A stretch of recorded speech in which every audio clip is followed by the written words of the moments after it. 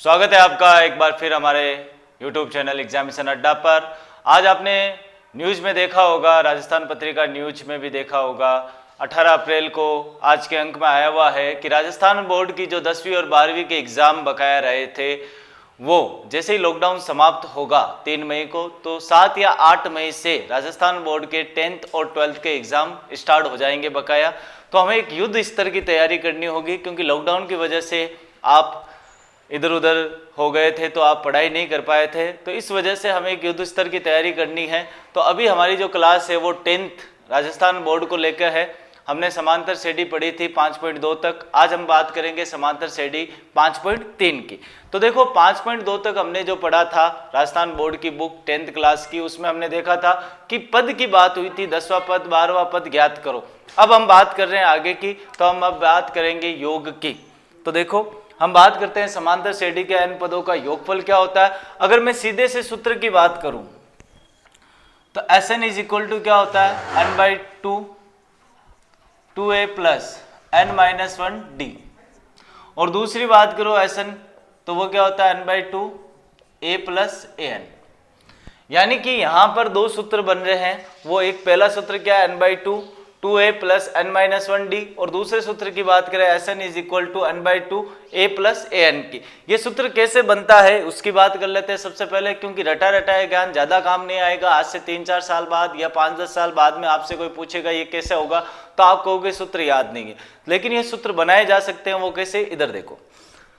अगर मैं बात करूं सबसे पहले समांतर श्रेणी AP अर्थमेटिक प्रोग्रेशन है, तो उसको अगर अपन लिखे तो अपन ने पहले वीडियो में देखा था कि इसको लिखते कैसे, a plus D, a plus 2d, a plus 3d, ऐसे करते करते अंत में अपन चलते हैं। तो अपन ने देखा था कि यहाँ पे क्या आता है a प्लस n-1d। इससे पहले का पद लिखूं, यहाँ पे -1 हुआ तो यहाँ क्या होगा -2, a प्लस n-2d। मैं सिंपली आपको सूत्र बता रहा हूं। तो देखिए अगर मैं इसका योग की बात करूं, इसका योग क्या होगा, इस योग को अपन लिखते हैं Sn, n पदों का योग। S इसलिए लिखा है सम ऑफ n टर्म, यानी कि योग को इंग्लिश में सम कहते हैं, इसलिए यहां क्या यूज किया गया है Sn। अगर योग लिखूंगा तो कैसे लिखोगे आप, इन सबको जोड़ोगे।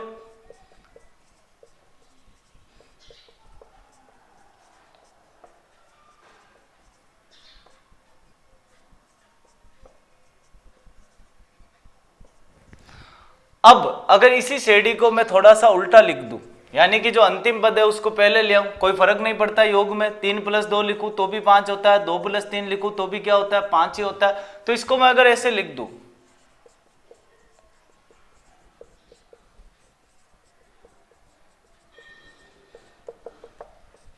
और एंड में मैं यही लिखता हूं, आप समझ जाना।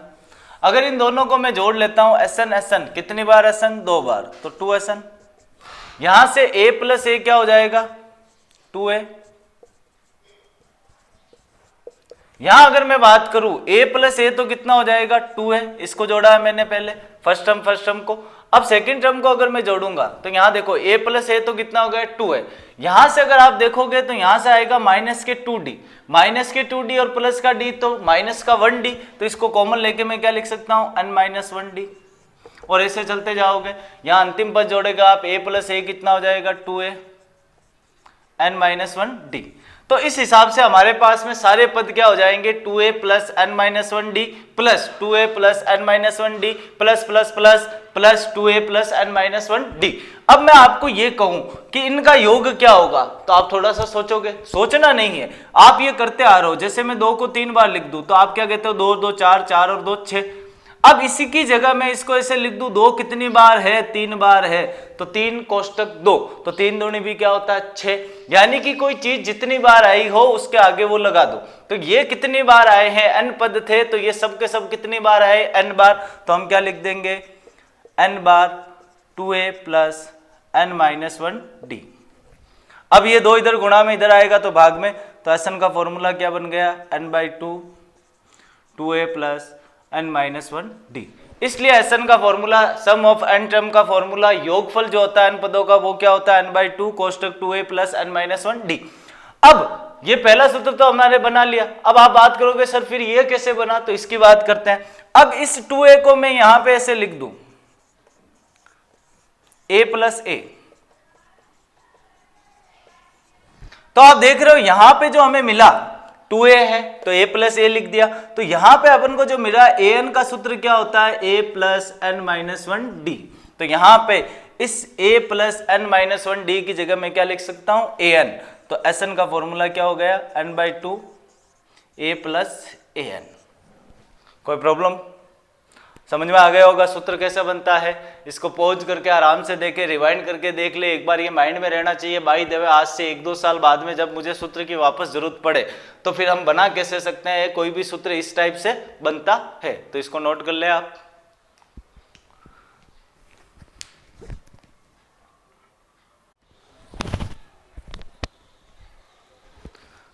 तो आराम से ये समझ में आ गया होगा आपके। अब हम आगे की बात करते हैं। हम पढ़ रहे हैं अभी राजस्थान बोर्ड की 10th क्लास की मैथ्स, और उसमें अपन ने 5.2 तक की बात पहले वीडियो में कर ली थी समांतर श्रेणी की। अब हम बात कर रहे हैं 5.3 की। अगर राजस्थान बोर्ड की 5.3 जो एक्सरसाइज है उसका फर्स्ट क्वेश्चन हम देखें तो वो क्या लिखा हुआ है, निम्नलिखित समांतर श्रेणियों का योगफल ज्ञात कीजिए। अगर पहली बात करें अपन तो वहाँ पहला क्वेश्चन फर्स्ट क्या है, निम्न समांतर श्रेणियों का योगफल ज्ञात कीजिए। किस किस का योगफल ज्ञात करना है, देखो पहला क्वेश्चन है 1, 3, 5, 7। आगे क्या लिखा हुआ, 12 पदों तक। क्या लिखा हुआ है, 12 पदों तक हमें योगफल ज्ञात करना है। तो अगर 12 पदों तक योगफल ज्ञात करेंगे अपन तो सबसे पहले अगर हमारे योगफल के 2 फॉर्मूले हैं। अब आपका कंफ्यूजन सबसे बड़ा ये रहता है कि सर कौन सा कहाँ काम में लेना है, कि सर काम में कौन सा लें। तो मैं आपसे कहूंगा कि जहां तक पॉसिबल हो, ये फर्स्ट वाला थोड़ा सा बड़ा फॉर्मूला है तो इसको गुणा भाग करने में कमजोर विद्यार्थी जो है या फिर होशियार भी है लेकिन जल्दबाजी में गलती होने के चांसेस ज्यादा रहते हैं। तो हम इस फॉर्मूले के ज्यादा से ज्यादा प्रयोग करेंगे। अब इस फॉर्मूले का प्रयोग करने से पहले अपन को ये सीखना पड़ेगा करना क्या है। तो देखो n/2, n/2 का मतलब पद कितने, 12। तो n की जगह तो क्या आ जाएगा 12। a यानी कि प्रथम पद क्या अपने पास में 1, तो यहाँ 1 आ जाएगा। an, अब an क्या होगा, अगर हम 12 पदों का योगफल ज्ञात कर रहे हैं तो यहाँ 12वां पद लिखना है। अगर 100 पदों का योगफल ज्ञात कर रहे हैं तो यहाँ 100वां पद लिखते हैं। मतलब कि ये ज्ञात करना सीखना है। तो सबसे पहले a कितना है 1। अगर d की बात करूं तो d आपने सीखा होगा a2 माइनस a1, यानी कि 3 माइनस 1 कितना हो जाएगा 2। n का मान कितना है 12। अब अपन को ये फॉर्मूला ज्यादा से ज्यादा काम में लेना है कि गलती होने के चांसेस कम हो जाए। तो यहाँ पर हमारे पास n आ गया 2, अपन को पता ही है। a का मान प्रथम पद 1 आ गया। अब ये an ज्ञात करना है, मतलब 12वां पद ज्ञात करना है। तो अपन ने an का सूत्र देखा था a plus n minus 1d। अगर मैं 12वां पद n 12 लिख दूं, n की जगह 12, a कितना है 1, 12 माइनस 1 कितना हो जाएगा 11, d का मान कितना है 2, तो a 12, 1 प्लस 11 इंटू 2 22, तो कितना आ गया 23। अब हमारा एकदम इजी हो गया। अब ये फॉर्मूला डायरेक्ट उठाओ यहाँ से, Sn is equal to n/2 a plus an। तो s 12, n की जगह 12, 12/2। a कितना है, प्रथम पद कितना है 1, an हमने 12वां पद कितना ज्ञात किया है 23। तो यहाँ से हमारे पास में क्या आ गया, s 12 इज इक्वल टू 2 का भाग दे दूं, कितना आ जाएगा 6। तो 6 और इनको जब जोड़ोगे 23 और 1 कितना होता है 24, गुणा कर लो 6 चौक 24 का 4, हासिल का 2, 6 दूनी 12 और 2 14, तो कितना हो गया 144। अगर आप इसको इससे करोगे तो आपको ये लगेगा कि सर इसमें टाइम कम लगा और गलती होने के चांसेस भी कम है। तो हम ज्यादा से ज्यादा कौन सा फॉर्मूला यूज में लेंगे, दूसरा वाला, Sn is equal to n/2 a plus an, यानी कि योगफल जो होता है n पदों का वो क्या होता है n/2 कोष्टक a plus an। an क्या होगा, अगर 12 पदों का योगफल है तो 12वां पद, 100 पदों का योगफल है तो 100वां पद, 20 पदों का योगफल है तो 20वां पद। आराम से इसको नोट करें आप। अगर कोई नोट नहीं कर पा रहा है तो उसके लिए आप इसको पॉज करके आराम से स्क्रीनशॉट ले सकते हैं, या फिर इसको रिवाइंड करके एक बार वापस देख ले, तो फिर ये कहीं नहीं जाएगा और आपके माइंड में सेट हो जाएगा। और मैं फिर कहता हूँ ये 4 नंबर की एक्सरसाइज है। तो अगर कोई कमजोर विद्यार्थी इन कक्षाओं से जुड़ा हुआ है तो जो आपको पढ़ाया जा रहा है वो आप पढ़ लो, तो आराम से ये जो मैथ्स का भूत आपके दिमाग में है कि पास नहीं हो पाएंगे या मार्क्स कम आएंगे, तो 60% तो आराम से कवर हो जाएगा। अगला क्वेश्चन अगर हम बात करें तो वो क्या है, अब फर्स्ट करवाया है तो सेकंड और थर्ड आप ट्राई करें। अगर मैं सेकंड क्वेश्चन की बात करूं तो उसमें क्या लिखा हुआ है, निम्नलिखित का योगफल ज्ञात कीजिए। सेकंड क्वेश्चन एक्सरसाइज 5.3 की अपन बात कर रहे हैं। क्या लिखा हुआ है, निम्नलिखित का योगफल ज्ञात कीजिए। 3, 11, 19 प्लस प्लस प्लस 803। अगर इसकी अपन बात करें तो देखो यहाँ पर हमें एक सीधी सीधी लाइन दे दी गई है, 3 plus 11 plus 19 plus dot dot dot 803। वो ये भी लिख सकता है मान ज्ञात कीजिए। आज से 3-4 साल की बात करूँ, जब कंपटीशन एग्जाम आप दोगे तो वहाँ प्रॉब्लम क्या आएगी कि ऐसा सवाल आएगा ज्ञात करो इनका योगफल, तो आप दिमाग में ये नहीं आएगा कि ये समांतर श्रेणी से है। तो पहले चेक करते हैं कि हमने क्या पढ़ा, हमने समांतर श्रेणी पढ़ी, क्या ये समांतर श्रेणी है? हाँ है। कैसे? 3 और 11 में अंतर कितने का? 8 का। 11 और 19 में अंतर कितने का? 8 का। अगर क्रमागत पदों का अंतर समान रहे तो वो समांतर श्रेणी होती है। तो कुल मिला के यहाँ समांतर श्रेणी का फॉर्मूला लगाना है, प्लस प्लस लगा हुआ है, इसलिए हमें क्या आइडिया मिल रहा है कि हमें योग ज्ञात करना है, मतलब n पदों का योगफल। अब यहाँ दिया हुआ क्या है, अगर मैं Sn की बात करूं तो Sn क्या होता है? n/2 a plus an। यही फॉर्मूला अपन काम में ले रहे हैं ज्यादा से ज्यादा। तो यहाँ पे अपन बात करें प्रथम पद अब हमको पता है 3, an यानी कि अंतिम पद भी अपन को पता है 803 या nवा पद। अब यहाँ पे अपन को n पता नहीं है, मतलब पहले कि हमें क्या ज्ञात करना होगा? n, क्योंकि अपन को ये ज्ञात करना है। तो n कैसे ज्ञात होगा? a कितना है? 3, d निकालूंगा a2 माइनस a1, तो वो कितना हो जाएगा? 11 माइनस 3 कितना हो जाएगा? 8। अब अंतिम पद या nवा पद कितना है? 803।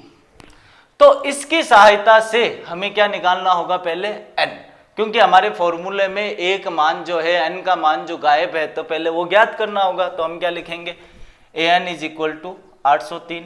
तो n का फॉर्मूला क्या होता है? a plus n minus 1 D is equal to 803। अगर आपने पहला वीडियो देखा तो उसमें आपको पता चल गया होगा कि n कैसे निकालना है।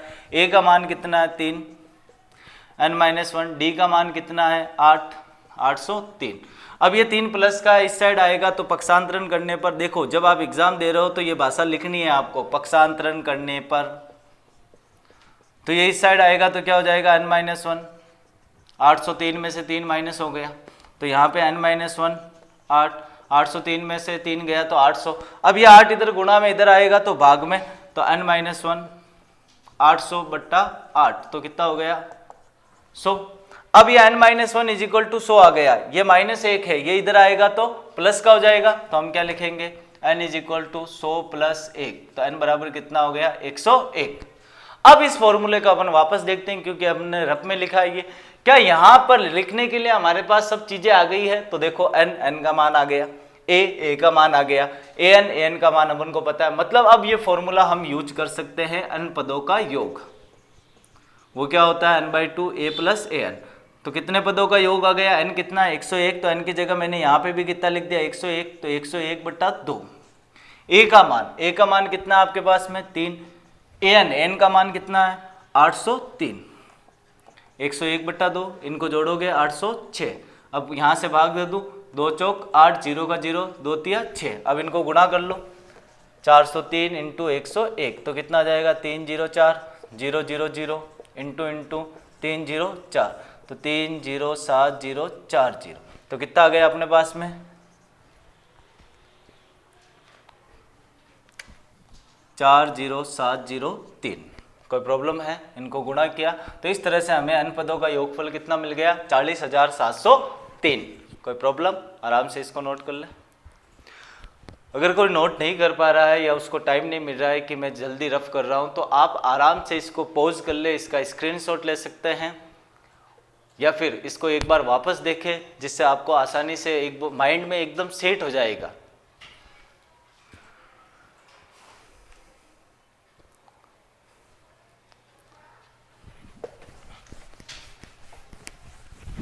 अब हम बात करें अगले क्वेश्चन की। अगर अपने थर्ड क्वेश्चन की अपन बात करें,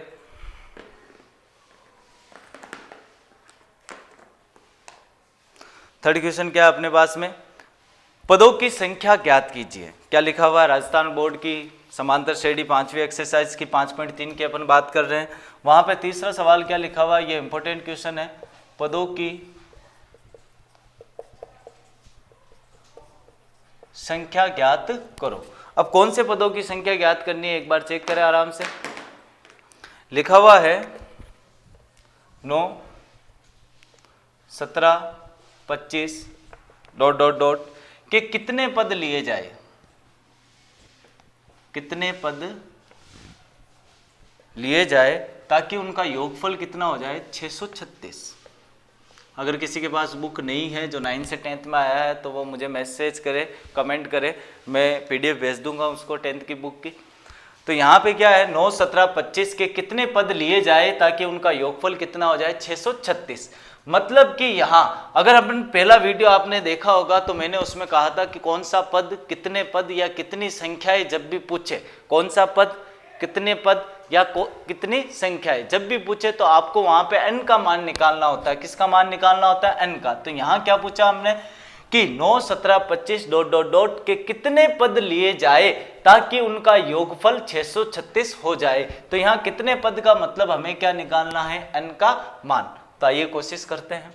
सबसे पहले अगर मैं फॉर्मूला लिखूं तो Sn इज इक्वल टू क्या होगा? n/2 a + an, यही फॉर्मूला होगा। अब यहां पर देखो an अपन को खुद को पता नहीं चलेगा, क्यों? क्योंकि कितने पद, n का मान ही नहीं है तो n आएगा नहीं। तो यहां पे दूसरा वाला फॉर्मूला क्या होगा? an/2 2a + n-1d, ये फॉर्मूला यूज करें तो n अपन को निकालना है, a का मान यहां से आ जाएगा, d का मान भी यहां से आ जाएगा, और Sn योगफल हमें दिया हुआ है 636, मतलब ये फॉर्मूला काम में लेना है। तो आइए देखते हैं। तो हम क्या लिखेंगे? Sn कितना दिया हुआ है? 636। अब यहाँ पे Sn की वैल्यू कितनी है अपने पास में? Sn का फॉर्मूला क्या होगा? n/2 2a + n-1d 636।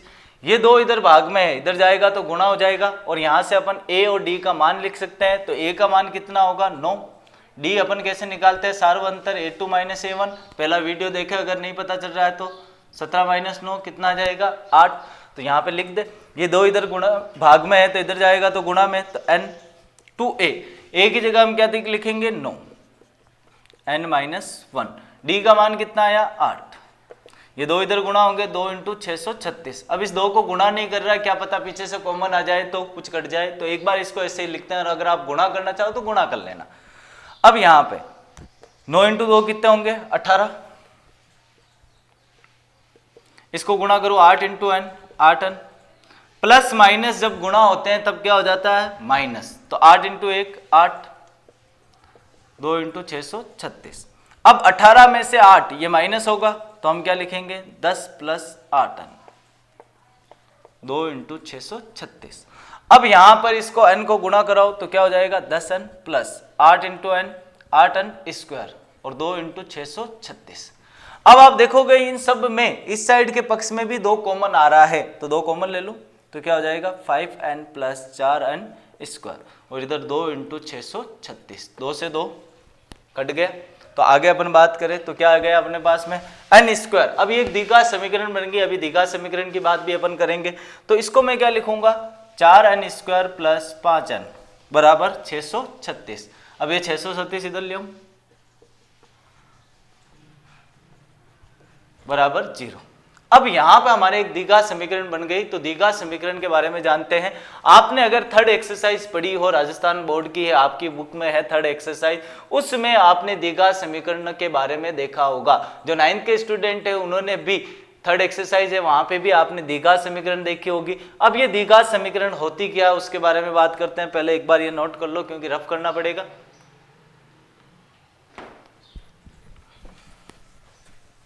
तो आइए द्विघात समीकरण की बात करते हैं। द्विघात समीकरण ऐसी होती है जिसमें चर की घात कितनी हो? अधिकतम 2। चर की घात अधिकतम कितनी हो? 2। वो क्या कहलाती है? द्विघात समीकरण। जैसे मैंने यहाँ पे लिखी है x² + bx + c = 0। तो यहाँ पर x² यानी कि जहां घात 2 है चर की, वहां उसका गुणांक क्या? a, यानी कि x² का गुणांक क्या कहलाता है? a। और जहां चर की घात 1 है यानी x की घात 1 है तो यहां पर x का गुणांक क्या कहलाता है? b। यानी कि coefficient of x² = a and coefficient of x = b। And इसके अलावा जो बाकी बच गई, यानी कि जिसके साथ चर है ही नहीं, वेरिएबल है ही नहीं, उसको अपन क्या कहते हैं, अचर पद या कांस्टेंट वैल्यू। तो यहां पे अपन क्या लिखेंगे, अचर पद। अचर पद अपने पास में क्या है, सी। अब इसको सोल्व करने के लिए अपने ही भारतवंशी सी धराचार्य ने एक फॉर्मूला दिया था। धराचार्य ने कहा, क्या कहा था, सी धराचार्य। इसके खूब सारे मेथड है, आपने अगर थर्ड एक्सरसाइज में पढ़े होंगे तो पूर्ण वर्ग विधि है, धराचार्य मेथड है, गुणनखंड विधि है, यानी कि फैक्टराइजेशन है, परफेक्ट स्क्वायर मेथड है या धराचार्य मेथड है, ये सारे मेथड है। तो यहाँ पे अपन बात करेंगे, सी धराचार्य ने क्या कहा कि अगर वेरिएबल यानी x का मान निकालना हो तो एक फॉर्मूला दिया इन्होंने, minus B plus minus root B square minus 4ac upon 2a। तो ये फॉर्मूला अपन यहाँ पे काम में लेंगे। यहाँ अपन पहचानेंगे a कौन है, b कौन है। तो यहाँ देखो, यहाँ n स्क्वायर है, n स्क्वायर है तो n स्क्वायर का गुणांक क्या होगा, a। तो अपन क्या लिखेंगे, a is equal to 4, n का गुणांक क्या है, b, b is equal to 5 और c कितना हो गया, माइनस के 636। कोई प्रॉब्लम है, आराम से नोट कर। अब धराचार्य फॉर्मूला काम में ले लेता हूँ, माइनस b, तो माइनस b है तो यहाँ पे b कौन है, 5, तो माइनस लगा हुआ है, माइनस के 5 plus minus root b square, यानी b क्या है 5, 5 का स्क्वायर 25 माइनस 4, 4 की जगह 4 इंटू, क्योंकि ये गुणा में है, कोई चिन्ह नहीं है मतलब गुणा में है, a कितना है 4 और c कितना है माइनस के 636। ध्यान ये रखना है कि अगर यहाँ प्लस है माइनस है तो साथ में लिखना है। तो यहाँ पे क्या हो जाएगा, माइनस के 636 बटा 2 है, a का मान कितना है 4, तो n का मान निकाल रहे अपन, -5 प्लस माइनस 25। अब ये माइनस माइनस क्या हो जाएगा, प्लस, और इसको गुणा करते हैं अपन। ये रफ कर रहा हूं,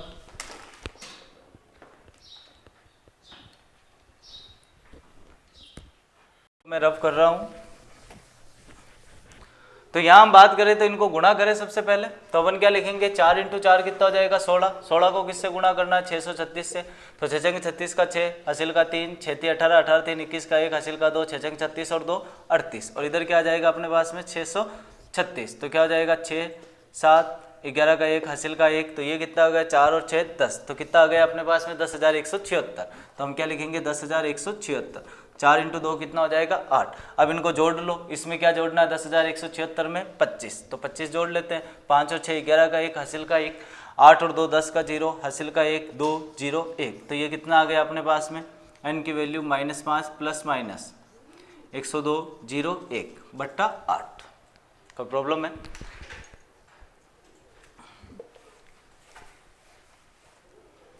अब यहाँ अपन बात करें तो हमारे सामने सबसे बड़ी दुविधा ये होती है कि सर इसका रूट कैसे निकालें। तो अगले वीडियो में मैं पूरी विधि बताऊंगा किस तरह से आप रूट सिंपल वे में निकाल सकते हैं, एकदम शॉर्ट ट्रिक से। अभी मैं आपको एक उदाहरण देके समझा रहा हूँ। देखो, जब भी किसी का वर्गमूल निकालना हो, स्क्वायर रूट निकालना हो, तो पीछे के 2 डिजिट लेते हैं, पीछे के 2 अंक। तो इसके पीछे के 2 अंक कितना 0 1।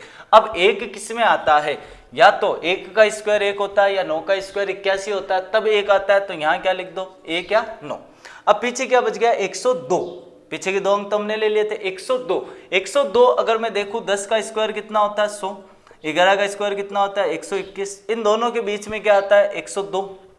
100 से तो बड़ा है, 121 से छोटा है, 102 से छोटा कौन है, हमेशा छोटा देखना है। 100 का कितना है 10, तो यहाँ किसका होगा, या तो 101 का या 109 का। और अगले वीडियो में मैं बताऊंगा कि कैसे चेक करेंगे डायरेक्ट। अभी मैं डायरेक्ट बात करता हूँ। अगर आप 101 को गुणा करोगे तो आपके पास में ये संख्या आ जाएगी, तो ये किसका वर्गमूल है 101 का। तो आगे का सवाल मैं इधर कर रहा हूँ। तो n इज इक्वल टू क्या हो जाएगा -5 प्लस माइनस 101 बट्टा 8। अब यहाँ पर हम पदों की संख्या निकाल रहे हैं। क्या निकाल रहे हैं, पदों की संख्या। पदों की संख्या कभी भी माइनस नहीं हो सकती, तो इसलिए हमें यहां से क्या लेना है प्लस। तो क्या लेंगे, प्लस लेने पर तो n का मान क्या आ जाएगा -5 प्लस 101 बट्टा 8। तो यहाँ पे क्या आ जाएगा 101 में से 5 जाएगा 96 बट्टा 8। तो इसको करेंगे तो क्या आ जाएगा 12 8 96, यानी कि पदों की संख्या क्या होगी 12। तो हम क्या लिखेंगे, अतः समांतर श्रेणी के 12 पद लिए जाए तो योगफल 636 हो जाएगा। अब ये लाइन मैंने एक्स्ट्रा में क्यों लिखी है, आप जब भी बोर्ड का एग्जाम दे रहे हो तो जो आपके आंसर आए उनको इस हिसाब से लिख देना है और उसके नीचे एक अंडरलाइन कर देना, जिससे कि एग्जामिनर का सबसे पहले जो माइंड सेट होगा, जो उसकी नज़र पड़ेगी वो इस पे पड़ेगी और उसको लगेगा कि ये सही है। तो यहाँ अगर आपकी छोटी मोटी गलती हुई है तो वो नेगलेक्ट करेगा और आपको फुल मार्क्स देगा। तो एंड में ऐसे लाइन भी लिखे, एपी के 12 पद लिए जाए, एपी का मतलब अर्थमेटिक प्रोग्रेशन यानी समांतर श्रेणी के 12 पद लिए जाए तो योगफल कितना हो जाएगा 636। नोट कर ले आप इसको।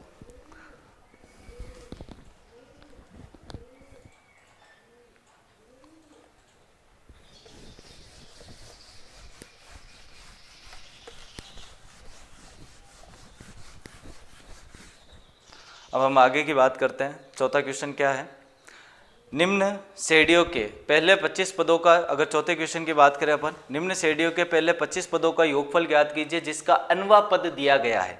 अनवा पद दिया गया है, अनवा पद जैसे कि पहला देखूं मैं तो उसमें an इज इक्वल टू क्या लिखा हुआ है 3 + 4n, ये लिखा हुआ है। अब यहाँ पे ऐसे में अपन को करना क्या है, यहाँ पे हमें n के अलग अलग वैल्यू निकाल के सबसे पहले हमें क्या ज्ञात करना है कि प्रथम पद क्या होगा, उसका सार्वंतर क्या होगा, या ये कह रहा है 25 पदों का योगफल, तो हम क्या करेंगे 25वां पद निकाल लेंगे, क्योंकि सवाल क्या कह रहा है, निम्नलिखित समांतर श्रेणियों के 25 पदों का योगफल ज्ञात कीजिए। तो हम क्या लिखेंगे, पहले n इज इक्वल टू 1 लिखा तो पहला पद क्या आ जाएगा, यहाँ पे भी n की जगह 1 लिख दो तो 3 + 4 कितना आ गया 7। अब हम दूसरा पद निकालेंगे तो n बराबर 2 तो a2 बराबर 3 प्लस n की जगह क्या लिख दिया 2 तो क्या आ गया 4 दूनी 8 तो कितना आ गया 11। तो दूसरा पद कितना आ गया 11। हमें 2 ही पद चाहिए क्योंकि 2 पदों से हम d निकाल सकते हैं, तो यहाँ से हम d निकालेंगे तो क्या आएगा a2 - a1 तो 11 - 7 कितना आ गया 4 आ गया।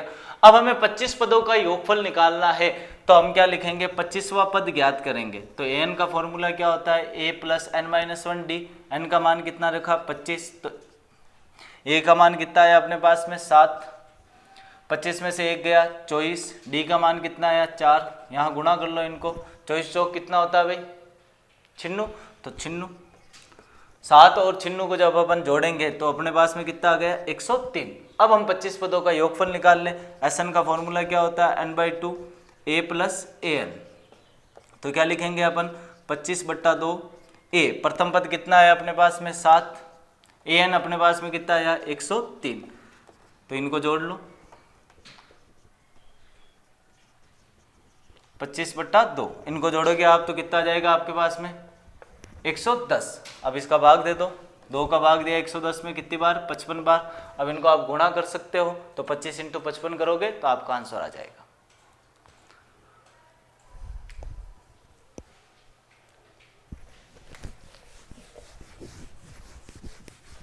अब इसके 2 और क्वेश्चन अपन करेंगे, उसके बाद अपना वीडियो का समाप्त हो जाएगा। अगला इंपॉर्टेंट क्वेश्चन देखें अपन, तो इंपॉर्टेंट क्वेश्चन जो है वो क्या है देखो, जैसे कि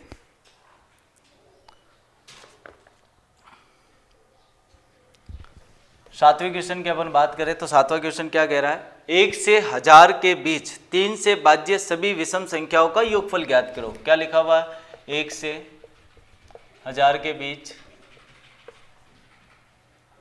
3 से भाज्य सभी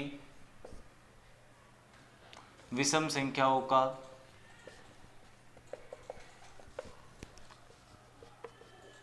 योगफल ज्ञात करो। तो देखो 1 से 1000 के बीच 3 से भाज्य सभी विषम संख्याओं का योगफल ज्ञात करो, तो वो कैसे ज्ञात करेंगे आइए देखते हैं। 1 से 1000 के बीच 3 से भाज्य, यहाँ एक नया वर्ड आया, अगर पहले वीडियो में आपने देखा होगा तो वहाँ लिखा हुआ था 7 से विभाज्य, यहाँ क्या 3 से भाज्य। 3 से भाज्य का मतलब क्या होता है कि ऐसी संख्या जिसमें 3 का पूरा पूरा भाग चला जाए। तो अपन पहले सबसे पहले 1 से 1000 के बीच वो संख्याएं निकालते हैं जिसमें 3 का पूरा पूरा भाग जाता है। तो आप देखोगे 3 से स्टार्ट होगी, 3 एकम 3, 3 दूनी 6, 3 तिया 9, 3 चौक 12, 3 पंजा 15। ऐसे करते करते एंड में संख्या क्या आ जाएगी 999, क्योंकि इसमें भी 3 का पूरा भाग जाता है। 3 त्याग 9, 3 त्याग 9, 3 त्यागी 9। लेकिन आगे सवाल क्या कह रहा है अपन को, विषम संख्याओं का योगफल। विषम संख्या का मतलब ये होता है जिसमें 2 का पूरा पूरा भाग नहीं जाता है। तो विषम संख्या लिखो तो हम क्या लिखेंगे, पहले आएगा 3, 6वें सम है, तो फिर क्या आएगा 9, उसके बाद क्या आएगा 15, और एंड में हमारे पास में क्या आ जाएगा 999। कोई प्रॉब्लम है? अब यहाँ पे अगर मुझे सम निकालना है, योग निकालना है, तो Sn का अगर मैं फॉर्मूला लिखूंगा वो क्या होगा n/2 2a प्लस n-1d, या तो ये फॉर्मूला काम में ले लो या फिर n/2 a प्लस an, लेकिन हमने क्या बात की, हमें ज़्यादा से ज़्यादा ये फॉर्मूला काम में लेना है। तो अब इस फॉर्मूले के हिसाब से देखें, a पता है 3, an यानी nवां पद भी पता है 999, तो मुझे ज़रूरत किसकी है, n की, तो पहले तो n निकालते हैं। तो यहाँ से देखा हमने a कितना होगा, प्रथम पद 3, सारवंतर d a2 माइनस a1, तो 9 माइनस 3 कितना हो जाएगा 6, और an निकालो तो an कितना होगा 999। अब an का फॉर्मूला अपन को पता है, तो हम क्या लिखेंगे यहाँ पे, n की जगह a प्लस n-1d 999। a का मान कितना है 3, n-1d का मान कितना है 6, ये 3 इस साइड जाएगा तो माइनस का हो जाएगा, तो n-1 6, 999 माइनस 3, तो n-1 996 आ जाएगा। ये 6 इधर गुणा में इधर जाएगा तो भाग में, तो n-1 996 बट्टा 6, 6 कम 6 3 इधर, तो 3 इधर जाएगा, 6 छंग 36, 6 छंग 36। अब ये -1 इधर है तो इधर जाएगा तो क्या हो जाएगा प्लस का, तो 166 प्लस 1, तो n बराबर कितना हो जाएगा 167। तो n हमने निकाल लिया, तो n कितना आ गया अपने पास में 167। अब ये 167 जो है वो यहाँ रखोगे आप, तो Sn क्या हो जाएगा आपके पास में 167 बट्टा 2, a कितना अपने पास में 3, अंतिम पद कितना है 999। अब आराम से इसका आंसर निकाल सकते हो आप, यहाँ इनकी जगह 167 लिख देना, यहाँ से आपके पास में कितना आ जाएगा 1002, 3 जोड़ोगे तो, अब इसका भाग दोगे तो क्या आ जाएगा 2 पंजे 10, 0 का 0 1। अब इसको आराम से आप गुणा कर लेना, आपके पास में क्या आ जाएगा आपका आंसर। अब ये थे कुछ इंपॉर्टेंट क्वेश्चन। अब अंत में आप वेट करें, अभी मैं यहाँ पे एक क्वेश्चन लिखूंगा, आप उसका स्क्रीनशॉट लें और अपने आप को चेक जरूर करना है। इंपॉर्टेंट क्वेश्चन होंगे तो आपको कितने क्वेश्चन आते हैं उनमें से, उसके बाद अपन मिलेंगे नेक्स्ट वीडियो में। धन्यवाद।